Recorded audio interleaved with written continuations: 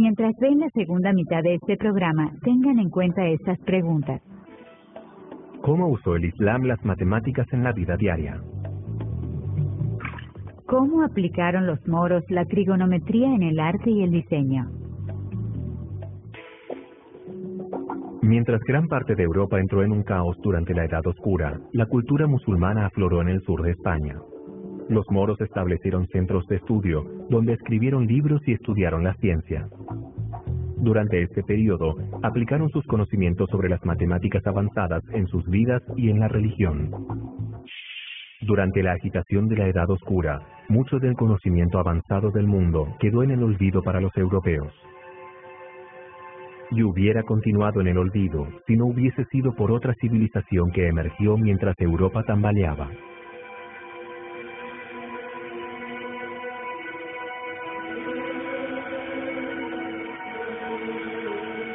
Durante la Edad de Oro, el Islam recopiló los estudios de civilizaciones anteriores y trabajó basándose en esos fundamentos con un resultado soberbio. Finalmente, esta civilización fue la que contribuyó con la revolución, creyendo que iluminaría el camino para que Europa resurgiera.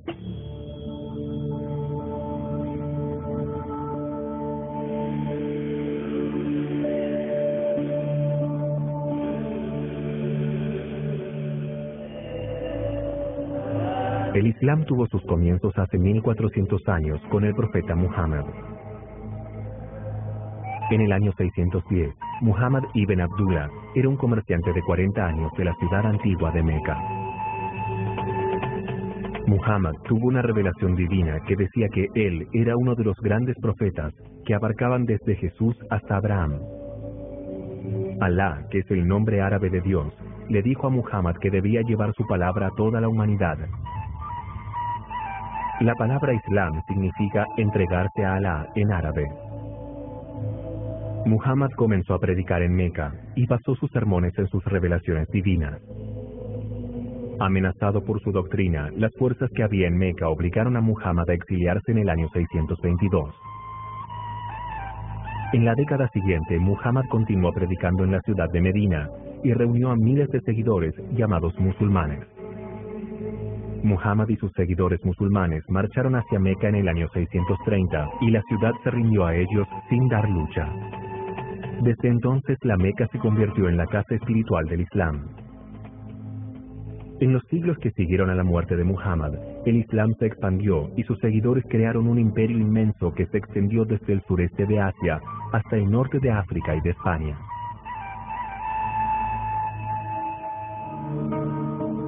Al-Andalus, comúnmente llamada Andalucía, refiere al territorio ocupado por el imperio musulmán en el sur de España. Incluía las ciudades de Sevilla, Cádiz, Córdoba y Granada. Los musulmanes que se instalaron aquí recibieron el nombre de moros. La cultura árabe musulmana y la fusión de su lengua con la de África y Persia formaron lo que hoy se considera la civilización más grande de la Edad Media. Hacia el siglo X, más de 5,5 millones de musulmanes vivían en España.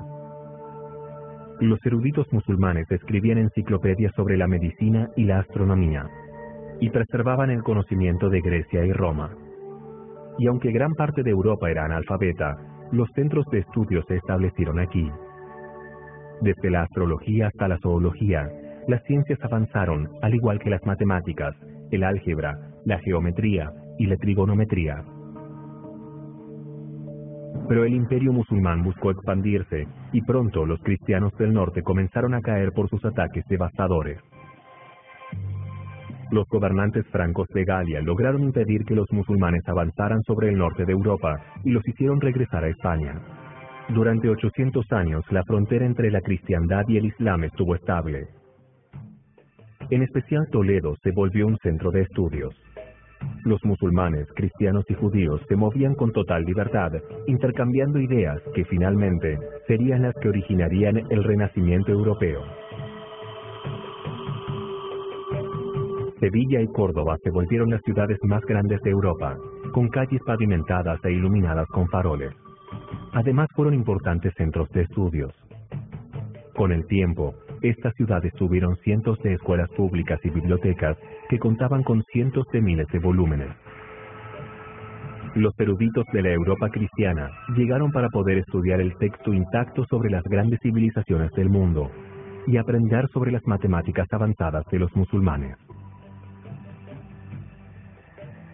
A diferencia de otras religiones, los principios del Islam requerían la invención y el uso de las matemáticas avanzadas.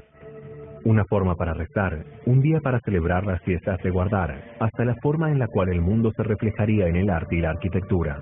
Todo requería de habilidades avanzadas para resolver estos problemas, y por sobre todo, de la matemática innovadora para practicar la fe de forma correcta. 5 veces al día, los musulmanes deben rezar hacia la Meca, su sagrada ciudad, en la actualidad Arabia Saudita. Para los fieles es uno de los 5 pilares del Islam. El horario para rezar no dependía de un reloj, sino de la hora del amanecer y atardecer.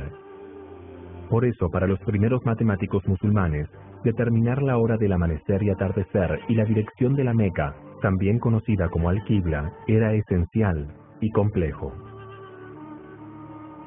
Los primeros matemáticos musulmanes creían que era lógico aplicar los principios trigonométricos de los griegos para encontrar la Al-Qibla. Este método es bastante preciso sobre la superficie de la Tierra, cuando las distancias son relativamente cortas. Este mapa nos muestra 3 ciudades de Arabia Saudita: Medina, la Meca y Riad, la capital. A grandes rasgos se forma un triángulo recto o un triángulo con un ángulo de 90 grados. Los triángulos rectos son muy importantes porque ayudan a definir las 3 funciones trigonométricas. Desde Riad tenemos un ángulo hacia Meca. La distancia desde Riad hasta Meca es de casi 790 kilómetros y la distancia desde Medina hasta la Meca es de 325 kilómetros hacia el sur. Esto nos da 3 datos muy importantes: un triángulo recto y las longitudes de 2 de sus lados. En el caso de un triángulo recto, sus lados reciben nombres especiales. El lado opuesto al ángulo recto se llama hipotenusa, y los otros 2 lados se conocen como piernas. La hipotenusa mide 790 kilómetros. La pierna opuesta al ángulo desconocido es de 325 kilómetros. Y la segunda pierna, conocida como lado adyacente, todavía se desconoce. ¿Cómo podemos usar esta información para encontrar el ángulo hacia la Meca? Observen la función trigonométrica del seno, coseno y tangente. Cada una puede definirse a través de un triángulo recto. El seno de un ángulo Z es igual a la longitud de la pierna opuesta dividido por la hipotenusa. El coseno es igual al lado adyacente dividido por la hipotenusa. Y la tangente es igual al lado opuesto dividido por el adyacente. Entonces, ¿cómo pueden estas funciones ayudarnos a encontrar el ángulo desde Riad hasta la Meca?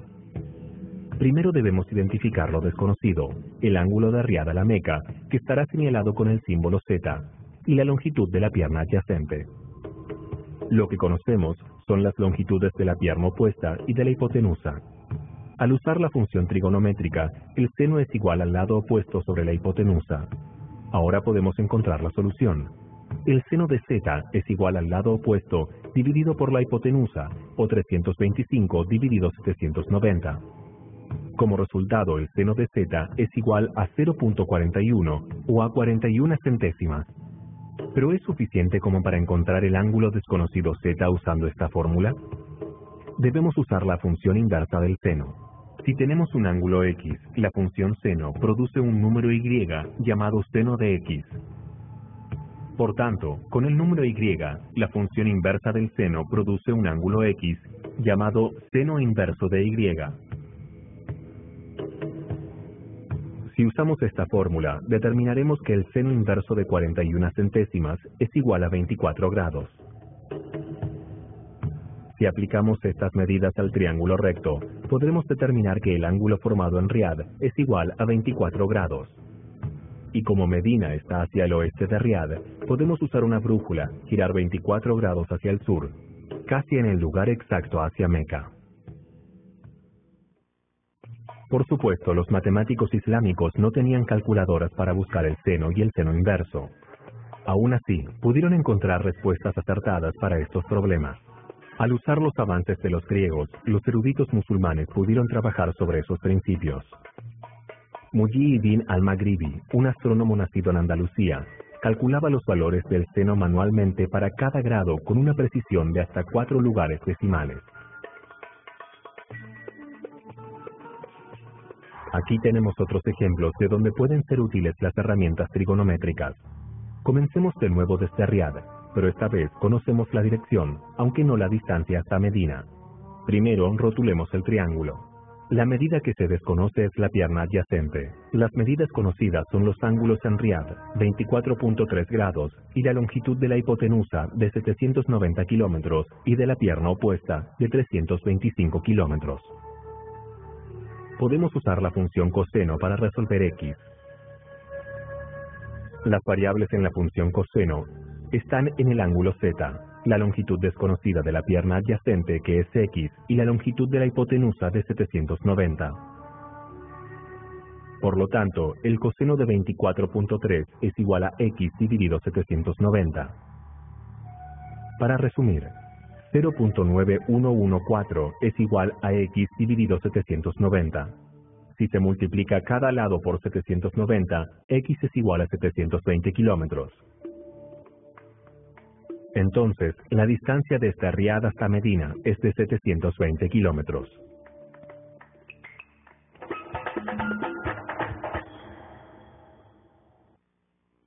Aunque los musulmanes usaron la trigonometría en principio para calcular distancias y viajar, también usaron la trigonometría plana en sus diseños espectaculares.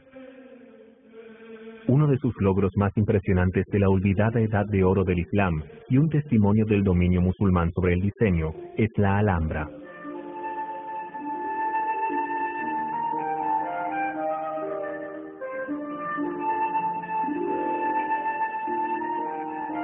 Se lo denominó utopía, y toda su grandeza causa interés y asombro en el hombre, aún en nuestros días. Los musulmanes se abstienen de pintar figuras de personas o animales porque creen que si dibujan estas imágenes los pueden llevar a la idolatría. Entonces encaminaron su energía artística hacia la creación de dibujos bellos y complejos sobre azulejos. A través de los siglos, los matemáticos y los artistas se maravillaron al ver estos complicados diseños árabes que se repetían y que no dejan de recordar la singularidad de Dios.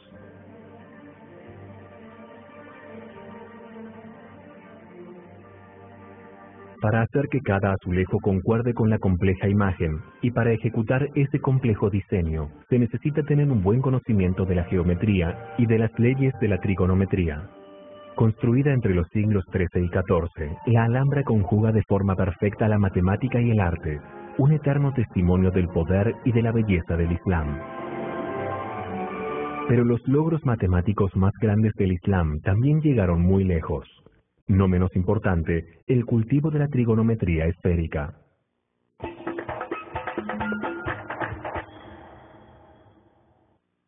Los eruditos musulmanes se dieron cuenta de que debido a que la Tierra no es plana, la trigonometría plana no sería precisa para medir distancias largas.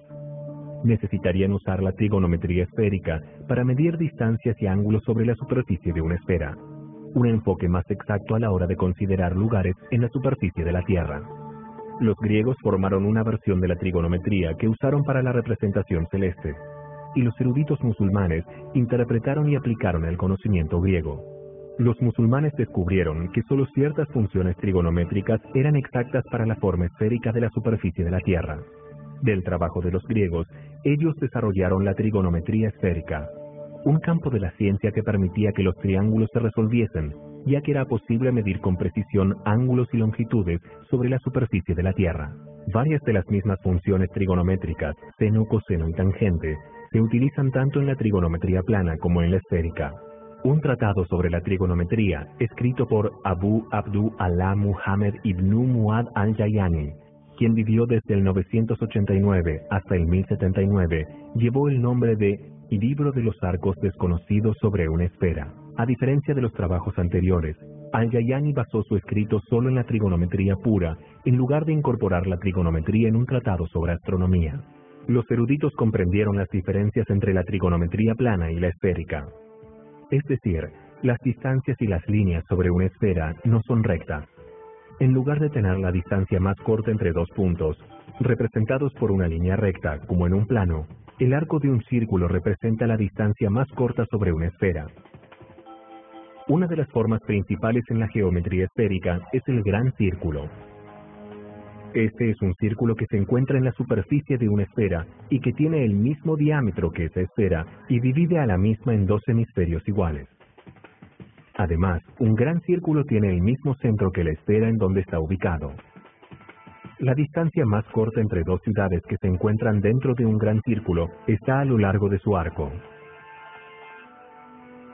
Las secciones de estos pueden formar triángulos esféricos donde los ángulos internos suman más de 180 grados.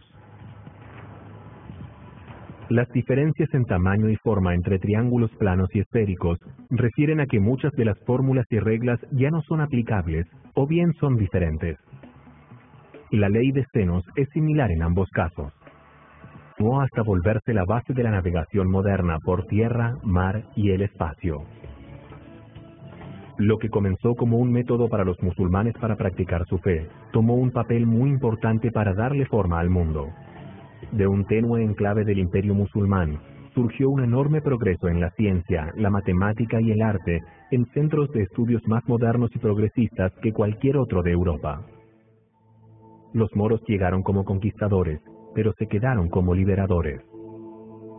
Durante la Edad Oscura de Europa, las ciudades de Córdoba, Sevilla y Toledo, más otras de Andalucía, fueron centros de estudio del arte y de la cultura. Sin embargo, como las civilizaciones anteriores, el imperio musulmán en Andalucía se desmoronó. Aunque los musulmanes, judíos y católicos vivían relativamente en paz, una familia se obsesionó con la visión de unificar la regla católica. En 1469, Ferdinand de Aragón e Isabela de Castilla se casaron y unieron los destinos de sus reinos. La reconquista de Granada se volvió una cruzada religiosa para la pareja. En 1482, el ejército de Ferdinand atacó por la noche, usando pequeños grupos de hombres. Por la mañana había 1000 moros muertos y muchos habían sido capturados. El ejército católico destruyó todo lo que había en su camino, excepto la mezquita árabe, la cual Isabela reconsagró como iglesia católica. 3 años más tarde, el rey Ferdinand capturó Ronda, una fortaleza al sur de Granada. Su ataque por tierra y por mar cortó todas las rutas de abastecimiento de los moros, quienes finalmente se rindieron a las condiciones de Ferdinand. Cuando en 1492 llegó el golpe final a Granada, un rey cristiano y una reina gobernaron España una vez más. El final del Islam en España no se dio junto con la rendición de Granada, sino cuando el poder militar se hizo más fuerte en el norte cristiano y Andalucía comenzaba a desmoronarse. En unos cientos de años, los musulmanes y el Islam desaparecieron por completo de España. Pero el conocimiento que los musulmanes acumularon, preservaron y compartieron, los llevó a moverse por Europa, generando nuevos pensamientos y alimentando una edad de oro de exploración. Los moros habían transformado su mundo y dejaron las bases del nuestro, simplemente resolviendo los problemas prácticos con la matemática.